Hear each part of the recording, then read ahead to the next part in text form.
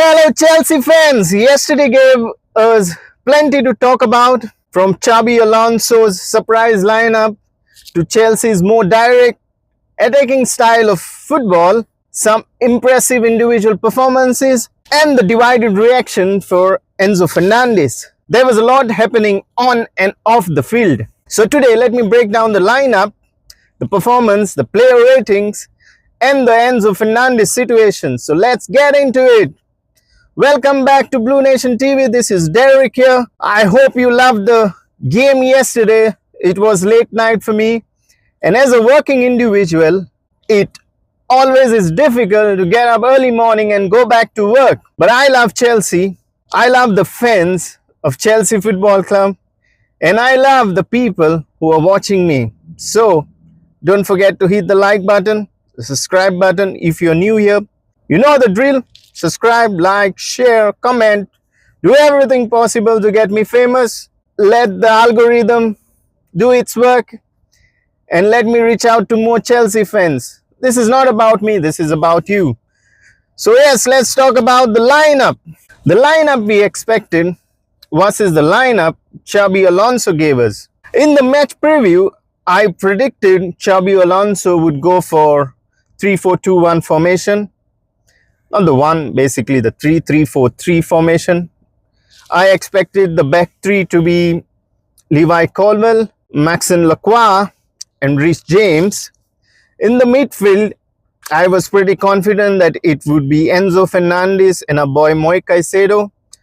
On the wings, I expected the likes of Palestra, Pedro Neto to take the place. Attacking, we all got it right. It was Morgan Rogers, João Pedro, and Cole Palmer. Those were my initial prediction, but Xabi Alonso had some other ideas. I have spoken about saying Xabi Alonso could be very unpredictable. The likes of Moi Caicedo, Palestra didn't even make it on the playing sheet because they had a small knock. They were ruled out for the game. And suddenly we had a completely different lineup. The back three consisted of Colwill, Lacroix, and young Josh Achimpong. The midfield was taken by our captain Reece James and Romeo Lavia. The wings was occupied by Malo Gusto on the right, and on the left it was Errol Hato. And on the forwards, we all got it right. JP Morgan, baby. Morgan Rogers, João Pedro, Cole Palmer. Was very cold last night, yeah? Very, very cold. I looked at the lineup and I thought, okay, Xabi, let's see what you got. And I have to say, I liked what I saw.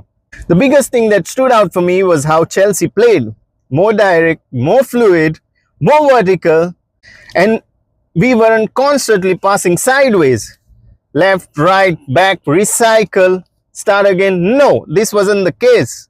There was so much intent to go forward. When the opportunity were there, Chelsea attacked. And honestly, was brilliant. I loved it. This is a type of football I want to see day in, day out. We didn't spend too much time trying to build everything from the back. And let's be honest, building from the back isn't exactly Sanchez's biggest strength. And if he's more comfortable with playing the long balls, then fine. And if you can't play the short game, play the long game, but make it count.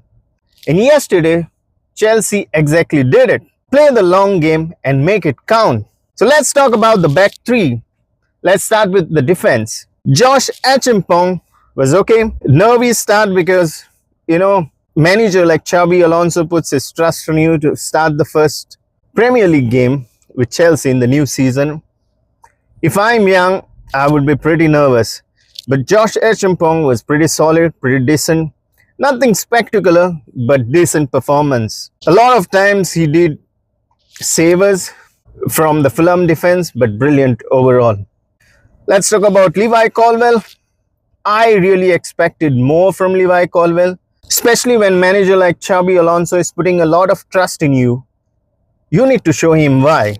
But honestly, I didn't get enough from Levi yesterday. There were moments when I wanted him to be commanding more. We can all blame Robert Sanchez for his errors. I'm not going to be the one actually blaming Robert Sanchez. I mean, the whole Chelsea fan base would actually go hard on Robert Sanchez. And for this video, I'm really not going to do that. It was not a good day for Robert Sanchez at the office, I say. We all have our bad days.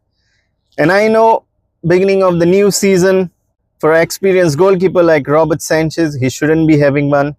But what can you do? There were times when Robert Sanchez is excellent. I give it up to him.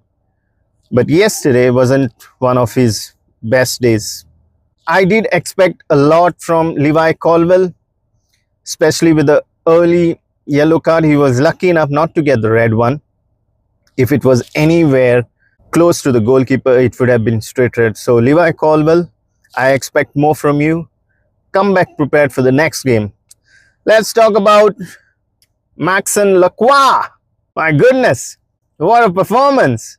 Complete control in the air, on the ground, with a ball at his feet.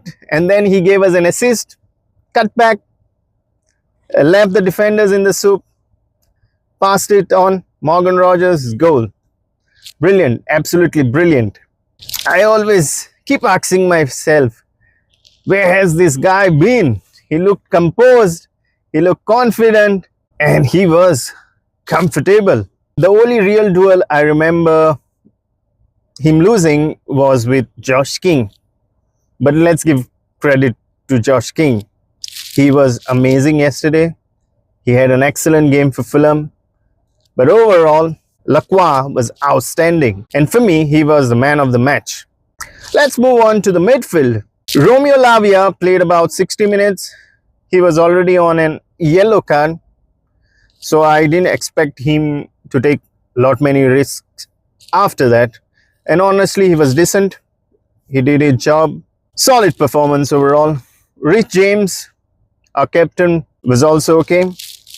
Quite composed. Controlled the game for some moments. Gave us stability. I wouldn't say any of these performances are something that I would rate.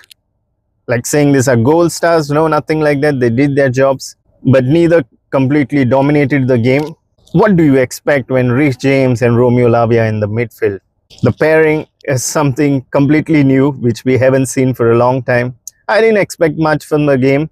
Overall, solid performance. Job well done. Pink's Malo Gusto was pretty decent. He had a few chances where he could have done better, but overall, he was pretty decent. Errol Hato on the left had a lot of positional problems. There were moments where he looked caught out and wasn't quite sure when to track back to get his runner. Not a terrible performance. It's been a while that Errol Hato is actually getting the confidence of a manager. Overall, a decent performance. You know, you entrust someone to do the job. He's done a pretty decent job. I wouldn't say it was great. Nothing spectacular. But good job, Errol Hato.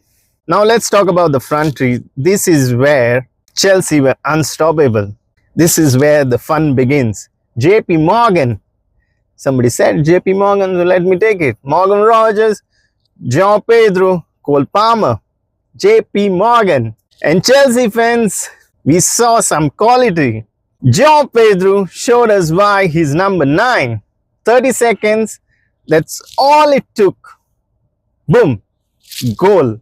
That's your number 9. João Pedro knows how to play that position really well. Give him the ball in the opponent's half and he knows exactly what to do with it. He controlled the long balls of Sanchez, held the ball up, brought players to the game, caused a lot of problems for the Fulham defense. And that first goal, honestly, if that chance falls to anyone else, I'm not sure if they could ever finish. If it was Nicholas Jackson, it would either be penalty or it would be out, or Nicholas Jackson would have fallen. But João Pedro, he scores. That's why we have given him the number 9. A complete baller, and I absolutely loved his performance. What do you have to say, Chelsea fans, about João Pedro's performance? Let me know in the comments. Cole Palmer, back to his best. Now Cole Palmer, this was one of his best performances I have seen in a long time, and I believe everyone would agree with the same.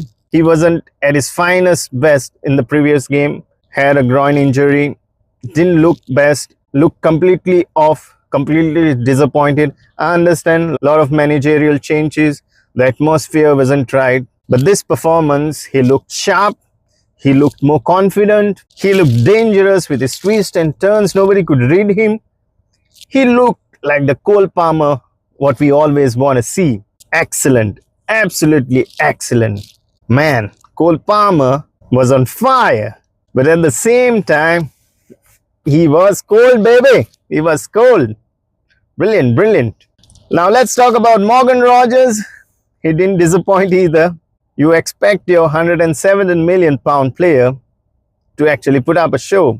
And absolutely, he did score in his debut game for Chelsea. And that's exactly what you want from a player like Morgan Rogers.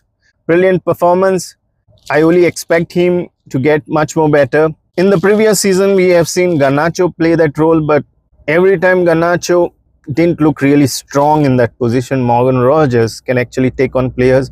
He's quite more dominant, he's quite tall. He has the strength to take on the players and not get bullied. So I absolutely loved it. Now let's talk about Enzo Fernandez. He came in for Romeo Lavia. I know there is an interest for Enzo Fernandez from Manchester City, and there are questions whether Enzo Fernandez wants to stay at Chelsea. That is clearly created a divided reaction among the Chelsea supporters. Some fans booed him, but other Chelsea fans stood by him and sang his name. Oh, Enzo Fernandez. Oh, Enzo Fernandez. The situation deserves some perspective. Until something actually happens, Enzo Fernandez is still a Chelsea player. You don't have to agree with everything a player does. You don't have to agree with the reports about his future. And while he's wearing the Chelsea shirt, I want him to succeed. I love Enzo. And if he stays at Chelsea, I want him to give everything to Chelsea Football Club like he always does. And if one fine day he leaves, or even for this season he leaves, that's football, my dear. You cannot control anything. But today, he's still one of us. So I'm going to support him, whether you like it or not. And I think that's what some Chelsea fans kept showing yesterday. Not everyone agreed, but some remained faithful to Enzo. And I think that's worth talking about. So let's make it official. My star ratings. With the defense, Maxime Lacroix, 5 goal stars. A brilliant man of the match performance. Man, amazing. For the forwards, João Pedro, 5 stars. Cole Palmer, 5 stars. Excellent, brilliant. And Morgan Rogers, I would give him 3 stars. So that was my star ratings for the yesterday's game against Fulham. So my final verdict, was this a perfect Chelsea performance? Absolutely no. We still conceded goals. Defensively, Xabi Alonso has a lot of work to do. But there were some really encouraging moments yesterday. Chelsea looked more direct, more fluid, more aggressive, and most importantly, more exciting. We didn't just pass sideways for the sake of possession. We wanted to go forward. We wanted to attack. And I enjoyed watching Chelsea play. If our defense isn't completely sorted yet, then keep scoring goals. That's football. You have to find the balance. And against Fulham, I think we found some of it. Now Xabi Alonso has to build on it, because if Xabi Alonso can combine the attacking football with a stronger defensive structure, we could have an interesting season ahead of us. So Chelsea fans, who was your man of the match? Was it João Pedro, Cole Palmer, or are you with me, with Maxime Lacroix? And I want to know one more thing from you. Where do you stand on Enzo Fernandez's situation? Should Chelsea fans continue supporting him while he's still a Chelsea player, or has the situation gone too far? Let me know in the comments. Thank you for watching today's episode. If you enjoyed this video, hit the subscribe button and support Blue Nation TV. I'll see you soon, Chelsea fans. Till then, Mogaso.